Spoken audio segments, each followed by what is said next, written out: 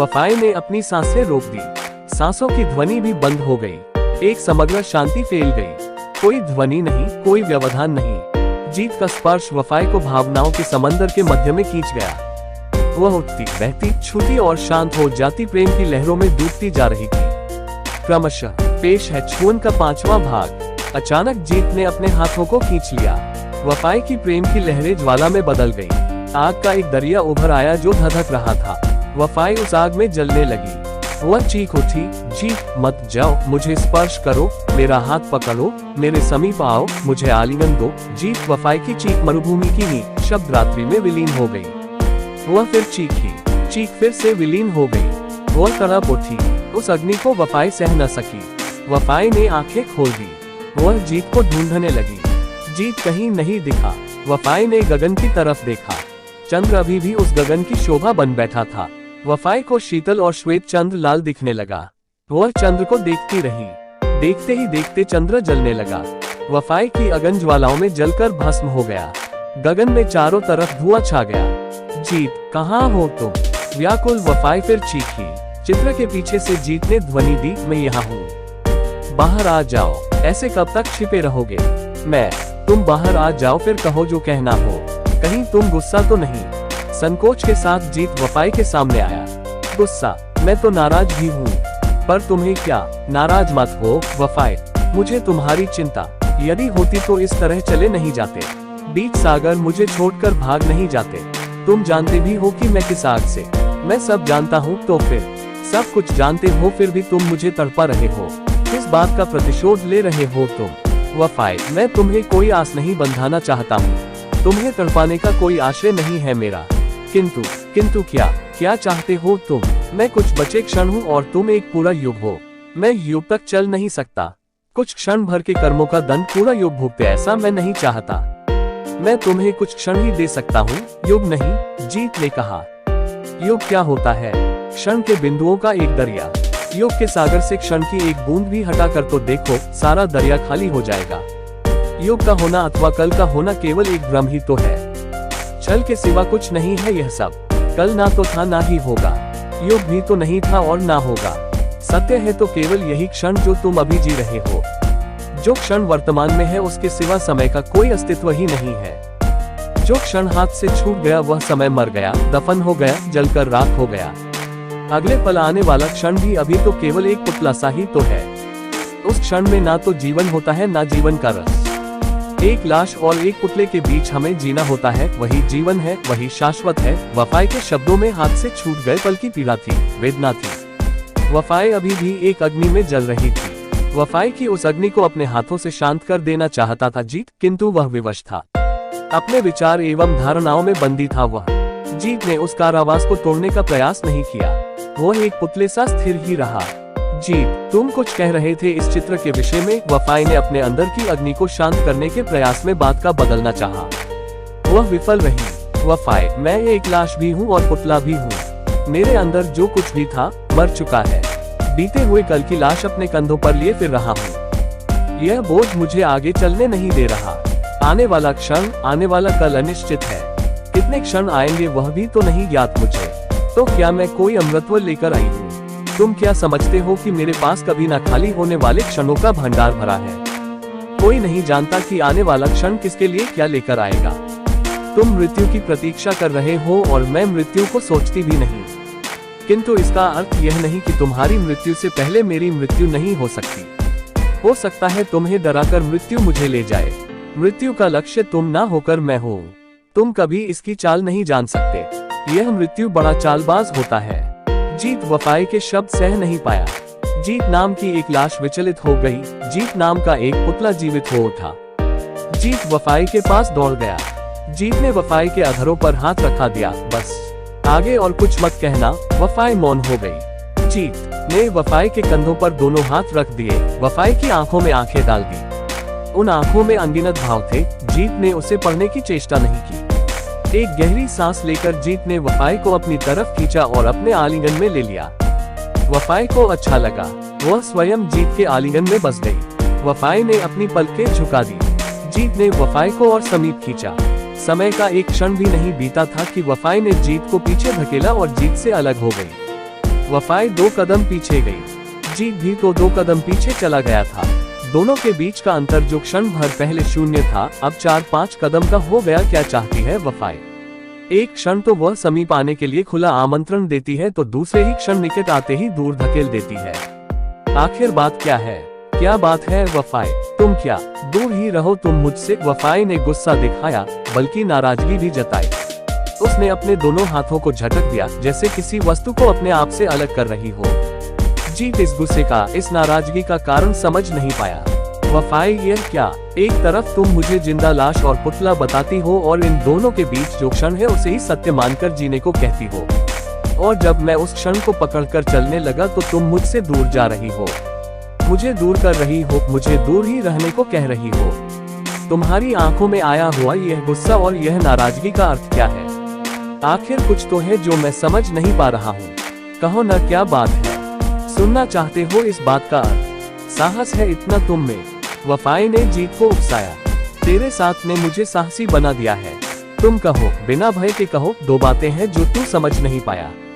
एक, तूने हमेशा से मुझसे दूरी ही रखी है। जब भी मैंने तेरे समीप आने का प्रयास किया है, तू मुझसे पहले से भी अधिक दूर हो जाता है। अर्थ इसका यह है कि तू मुझे तेरे समीप नहीं चाहता, किंतु मैं ही तो आया था तेरे समीप। अभी अभी नहीं, तू स्वयं मेरे पास नहीं आया था। तू अपनी इच्छा से मेरे समीप आता तो यह बात नहीं होती। तो फिर यह क्या था? मेरे कहे गए कुछ शब्द तुझे मुझ तक खींच लाए थे। मैंने जब मेरी मृत्यु की बात कही तब तुम मेरी तरफ पड़े। क्या मेरे पास तुम तब ही आओगे जब मेरी मृत्यु आएगी और मैं एक लाश बन जाऊंगी? यदि ऐसा ही है तो फिर क्या तुम लाश बने रहो अथवा मैं लाश बन जाऊं? क्या 2 जीवित व्यक्ति एक दूसरे के समीप, एक दूसरे के सानिध्य में नहीं रह सकते? जब तक तुम मुझे अपने अंदर से नहीं चाहोगे तब तक तुम मुझे पा नहीं सकोगे। तुम्हें मुझे अपने अंदर से चाहना होगा। वफाई ने एक गहरी सांस ली और मौन हो गई। जीत मौन ही था, मौन ही रहना उचित समझा। क्षणों को बीतने दिया दोनों ने। लाश और पुतले के बीच का क्षण काल गति से बीतता रहा। पुतले वाला क्षण वर्तमान में और वर्तमान का क्षण लाश में बदलने लगा। ना जाने कितने क्षण ऐसे ही लाश बन गए, दोनों को ज्ञात नहीं रहा। इन क्षणों के साथ साथ चंद्र भी गगन में चलता रहा, हवा भी चलती रही, कुछ बादल भी चलते रहे। स्थिर थे तो केवल 2 व्यक्ति, वफाई और जीत। दोनों खड़े थे अपने अपने स्थान पर, 4-5 कदम के अंतर पर।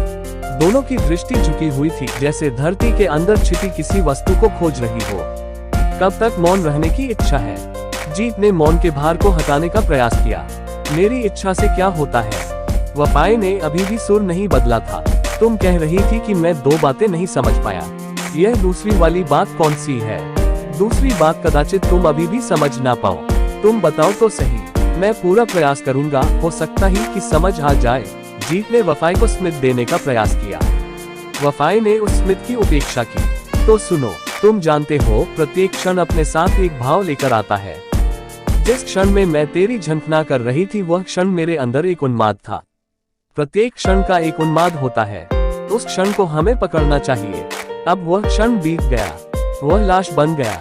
लाश का कोई उन्माद नहीं होता। अब यह क्षण शांत है। उन्माद वाला वह की क्षण जब कभी आए तो उसे खो मत देना। तो यह क्षण कौन सा भाव लेकर खड़ा है हम दोनों के बीच? जीत ने दुविधा में पूछा। यह क्षण गुस्सा भी है और नाराज भी है। वफाई ने अपना ध्यान जीत पर से हटा दिया। वह जीत द्वारा बनाई गई अपनी ही छवि को देखने लगी। जीत ने अति सुंदर चित्र बनाया था वफाई का। आंखों में जो भावों का सर्जन किया गया था वह भी अद्भुत था। कदाचित जीत का यह सर्वश्रेष्ठ चित्र था। वफाई को अपना ही चित्र लुभाने लगा, मोहित करने लगा। वह विसत्य क्या है? मैं जो यहाँ स्वयं जीवित हूँ वह अथवा यह छवि जो जीवित नहीं होकर भी जीवित सी लगती है? मैं क्या हूँ? मैं कौन हूँ? मेरा अस्तित्व सत्य है या इस चित्र का? मैं बिंब हूँ या प्रतिबिंब? मैं सत्य हूँ या कोई भ्रम? अपनी ही छवि में स्वयं को ढूंढने लगी हूँ मैं। स्वयं से ही उलझ गई हूँ मैं। कुछ क्षण पश्चात वफाई शांत हो गई। जीत, तुम कुछ कह रहे थे इस चित्र के विषय में? हाँ, मैं कह रहा था कि जीत चित्र के पास गया, हाथ में तुलिका ली, रंग में डुबोया। यहाँ देखो, यह तुम्हारे माथे पर एक काली सी बिंदी दिख रही है। जीत तुलिका को वहाँ तक ले गया। हाँ, दिख रही है, बड़ी सुंदर लग रही है। नहीं वफाई, यह सुंदर नहीं है। वास्तव में यह तुलिका जब मेरे हाथ से गिर रही थी तो उसने होठों के साथ साथ माथे पर भी यह काला रंग छोड़ दिया था। मेरे मूल चित्र में यह नहीं था। यह है तो क्या हुआ? तुलिका भी उचित स्थान देखकर ही अपना रंग छोड़ती है। तुम तो कभी माथे पर बिंदी नहीं लगाती हो, तो क्या हुआ? मेरा मानना है कि तुम बिंदी पसंद नहीं करती। यदि तुम्हारी पसंद नहीं है तो फिर चित्र में भी वह नहीं होनी चाहिए। चित्र अवास्तविक लगेगा। किसने कहा कि मैं बिंदी पसंद नहीं करती? मैंने कभी तुम्हारे माथे पर बिंदी देखी ही नहीं। हाँ, यह बात भी है कि मैंने कभी बिंदी लगाई ही नहीं। अरे, मेरी पस में भी बिंदी नहीं है, तो मैं इस बिंदी को यहाँ से हटा देता हूँ। बिंदी चित्र से हट सकती है, किंतु इस समस्या का समाधान और भी तो हो सकता है। वह क्या है? मेरे माथे पर भी तो बिंदी लगा सकते हो। तुम्हारे माथे पर? मतलब यह कि तुम अब बिंदी लगाना चाहती हो? नहीं, मैं यह नहीं कर सकता। मैंने मेरे चित्र में जो भूल की है उसे मिटाना चाहूंगा। मैं दूसरी कोई भूल नहीं करना चाहता। ऐसा क्यों? क्योंकि तुम एक मुस्लिम लड़की हो। तुम्हारा धर्म तुम्हें इस बात की अनुमति नहीं देता। माथे पर बिंदी लगाना, श्रृंगार करना आदि तुम्हारे धर्म के विरुद्ध है। यह सब हिंदू लड़कियों के लिए ही है। तुम इसे रहने दो। वफाई सोच में पड़ गई। जीत सत्य कह रहा था, इस्लाम में यह अनुमति नहीं है। गहरी सांस लेकर वफाई बोली, यह सत्य है कि इस्लाम मुझे इस बात की मनाही करता है, किंतु यदि मैं बिंदी लगा लूं तो कौन सी कयामत आ जाएगी? मैं नहीं जानता। मैं तो बस तुम्हारे धर्म का सम्मान करता हूं और तुम्हें भी यही बात याद दिला रहा हूं। जीत, यह धर्म क्या होता है? क्या वह अल्लाह अथवा ईश्वर को प्राप्त करने का कोई मार्ग है? पूजा का कोई प्रकार है? उस सर्वशक्तिमान से जुड़ने का माध्यम है? क्या है यह धर्म? धर्म केवल धर्म है।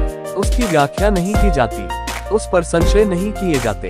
हमारे धर्म की पुस्तकों में जो कहा गया है वो सत्य होता है। हमें बस उसे मानना होता है, उसका अनुसरण करना होता है। इससे आगे मुझे कुछ भी नहीं पता। नहीं जीत, यह धारणा असत्य है।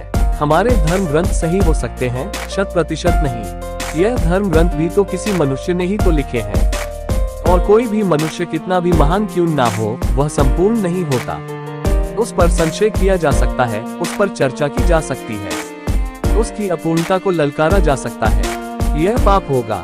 हमें ऐसा नहीं करना चाहिए। नहीं जीत, यह पाप, यह पुण्य, यह सत्य, यह असत्य, यह सब बातें प्रत्येक व्यक्ति के लिए भिन्न भिन्न होती है। समय और स्थल के अनुरूप इसके अर्थ बदलते हैं। कोई भी बात कभी भी संपूर्ण सत्य अथवा संपूर्ण असत्य नहीं होती। हम इसके विरुद्ध बोल सकते हैं, असत्य को बदल भी सकते हैं, और हमें बदलना भी चाहिए। मुझे इस गहरी चर्चा में नहीं पड़ना। मैं तो बस इस चित्र के माथे से बिंदी हटा देता हूँ। जीत चित्र की तरफ बने लगा। रुको, कुछ क्षण के लिए भी रुक जाओ। वफाई चिल्लाए। वफाई। जीत रुक गया, वहीं स्थिर सा खड़ा हो गया। तुलिका पकड़ा हुआ दाहिना हाथ हवा में ही रह गया। जीत की आंखें चित्र के माथे पर लगी बिंदी पर स्थिर हो गई। एक विचित्र सी आकृति बनाकर वह खड़ा था। उसे देखकर वफाई को हंसी आ गई। वह हंस पड़ी। जीत विचलित हो गया, थोड़ा चिढ़ भी गया। उसने मुड़कर वफाई को देखा। वफाई अभी भी हंस रही थी। जीत, सीधे हो जाओ, इस मुद्रा में ठीक नहीं लगते हो। देखो, एक हाथ ऊपर है और एक पैर भी हवा में उठा हुआ है। आराम से सहज मुद्रा में आ जाओ, वफाई ने होठों पर स्मित के साथ कहा। जीत कुछ समझ नहीं पा रहा था, समझने का प्रयास कर रहा था। कुछ भी समझ नहीं आने पर वह सहज ही खड़ा हो गया। हवा में उठे हाथ को नीचे कर दिया और पग धरती पर रख दिया। वफाई को विस्मय से देखता रहा। तुम कुछ व्याकुल हो, कुछ दुविधा में हो। एक काम करो, तुम झूले पर बैठ जाओ, हम वहाँ बैठ बातें करते हैं। और हाँ, तुलिका को वहीं छोड़ देना, अब इसकी कोई आवश्यकता नहीं है। वफाई झूले की तरफ जाने लगी। जीत भी अनायास ही उसके पीछे चलने लगा। जीत के हाथ में अभी भी तुलिका थी। जीत, सूख पियोगे? वफाई ने पूछा। नहीं वफाई, रहने दो, अभी सब कुछ छोड़कर मेरे पास बैठो, मेरे साथ रहो। जीत झूले पर बैठ गया। तुम भी आ जाओ यहाँ मेरे पास। जीत ने वफाई को आमंत्रित किया। वफाई जीत के समीप बैठ गई। दोनों के पग अनायास ही चलने लगे। झूला धीरे धीरे गति करने लगा। ठहरी हुई हवा में जीवन प्रवेश करने लगा। वह गतिमान हो गई। संध्या की मध्यम सी ठंडी हवा दोनों के अंग अंग को स्पर्श करती चलने लगी। कुछ क्षण मौन ही व्यतीत हो गए। समय भी धीरे धीरे चलता रहा, जैसे आज कोई भी उतावला न था। ना हवा, ना समय, ना जीत, ना वफाई। कितना ठहराव था उन क्षणों में जो उस समय वहां रुकी हुई थी। अचानक से समय मैं समय हूँ, मुझे चलते रहना है। ठहरना मेरा स्वभाव भी नहीं और अधिकार भी नहीं। मुझे चलना होगा, मैं रुक नहीं सकता। ठहरा हुआ समय तेज गति से चलने लगा। हवा भी तेज चलने लगी। तेज हवा की लहर से वफाई के बालों की लंटें उड़ती हुई जीत को स्पर्श करने लगी। जीत की तंद्रा टूटी। जीत ने वफाई की तरफ देखा। वह अभी भी झूले पर धीरे धीरे झूल रही थी। उसकी लंटें हवा में लहराती थी, कुछ लंटें जीत के साथ खेल रही थी। वफाई अभी भी ठहरे हुए समय में गुम थी, एक पुतले की तरह स्थिर थी। जीत ने झूले को रोक दिया। ठहरे समय के पानी में जैसे किसी ने कंकर मार दिया हो। झूला रुक गया। ठहरा समय आगे निकल गया। वफाई चलित हो गई। पुतला जीवित हो उठा। जीत, हम कहाँ हैं?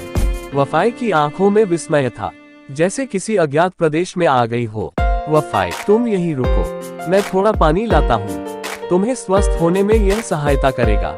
नहीं जीत, कहीं मत जाओ, बस मेरे पास बैठे रहो, बातें करते रहो। वफाई ने जाते हुए जीत का हाथ पकड़ लिया। जीत ने हाथों की तकिस में इतना साहस होगा इस हाथ से हाथ छुड़ने का। जीत ने मन ही मन निश्चय कर लिया और वह रुक गया। बैठो ना। वफाई के शब्दों पर जीत बैठ भी गया। हाँ, तो हम कहाँ थे, किस विषय पर बात कर रहे थे? वफाई ने छूट गए उस क्षण को पकड़ने की चेष्टा की। उस छूटे हुए क्षण और इस क्षण के बीच जो क्षण बीत गए, वह सब क्षण की अनुभूति कुछ खास थी, है न वफाई? वफाई ने अपनी पलकें झुकाई और फिर खोल दी। आंखों ने ही जीत के प्रश्न का उत्तर दे दिया। तो उस क्षण से तुम तार जोड़ दो जीत, जैसी आपकी आज्ञा देवी वफाई। जीत ने नाटकीय मुद्रा से सर झुका दिया। वफाई हंस पड़ी। जीत, मैं भी यदि तेरे उस चित्र की भांति मेरे माथे पर बिंदी लगा लूं तो? जीत समझ नहीं पाया कि वफाई प्रश्न कर रही है अथवा आमंत्रित कर रही है। वह प्रश्न भरी दृष्टि से वफाई को देखने लगा। जीत, मैं भी बिंदी लगाना चाहती हूँ। वफाई ने जीत के उस प्रश्न का उत्तर दे दिया जो जीत ने पूछा ही नहीं था। किंतु यह ठीक होगा क्या? तुम्हारा समाज, तुम्हारा धर्म तुम्हें इस बात की अनुमति देगा? क्या तुम अपने समाज की जीवन रीति से अलग कुछ करना चाहोगी? कर पाओगी? जीत के शब्दों में संशय भी था और आह्वान भी। यह समाज, यह धर्म, यह जीवन रीति क्या होता है यह सब? क्या मैं एक स्वतंत्र व्यक्ति नहीं हूँ? क्या मेरा अलग अस्तित्व नहीं है? क्या मैं मेरी इच्छा के अनुरूप जीवन नहीं जी सकती? कौन होते हैं यह सब लोग मेरे जीवन के निर्णय करने वाले? मैं इस समाज, धर्म और जीवन रीति को नहीं मानती। वफाई के भाव उग्र हो गए। अर्थात तुम इन सब से विद्रोह कर रही हो। विद्रोह भी और त्याग भी। मैं किसी भी बंधन से स्वयं को मुक्त घोषित करती हूँ। शांत हो जाओ वफाई, तुम जो चाहो वही होगा। तुम स्वतंत्र हो। जीत ने वफाई के हाथ पर एक संवेदना से भरा स्पर्श किया। जीत के उस स्पर्श में बसी शीतलता ने वफाई को शांत कर दिया। वफाई ने जीत के उस हाथ को पकड़ लिया। जीत, आओ मेरे साथ। वफाई झूले से उठ खड़ी हो गई। जीत भी। वफाई जीत को चित्र के समीप ले गई। जीत, तुलिका उठाओ, उसे लाल रंग में डुबो दो और उस लाल रंग की बिंदी मेरे माथे पर लगा दो। वफाई ने अपने माथे पर फैली बालों की लटों को पीछे की तरफ धकेला। वफाई का ललाट अब पूरी तरह से खुला था, उस कोरे कैनवास की तरह जो किसी चित्र की प्रतीक्षा में होता है। जीत ने अपने आप में साहस जुटाया, तुलिका को पकड़ा, लाल रंग में डुबोया और वफाई के माथे पर बिंदी लगा दी। वफाई की आंखें चमक उठी। एक ऐसे भाव तैरने लगे उन आंखों में जिसे देखकर कोई भी तपस्वी अपनी तपस्या छोड़ दे। यह तो जीत था, कोई तपस्वी थोड़े ना था। वह डूब गया उन आंखों के उन भावों के दरिया में। वफाई के श्वेत माथे पर लाल बिंदी चमकने लगी। उधर दूर गगन में चंद्र निकल आया था, आधा चंद्र, श्वेत चंद्र। आशा है आपको कहानी छुअन भाग 5 पसंद आई होगी। ऐसी ही हिंदी रोमांटिक स्टोरीज मेरा ये चैनल सब्सक्राइब करें और मेरे हर अपडेट आपको मिले, इसके लिए बेल आइकन जरूर दबाइएगा। आप सभी को मेरी ढेर सारी शुभकामनाएं।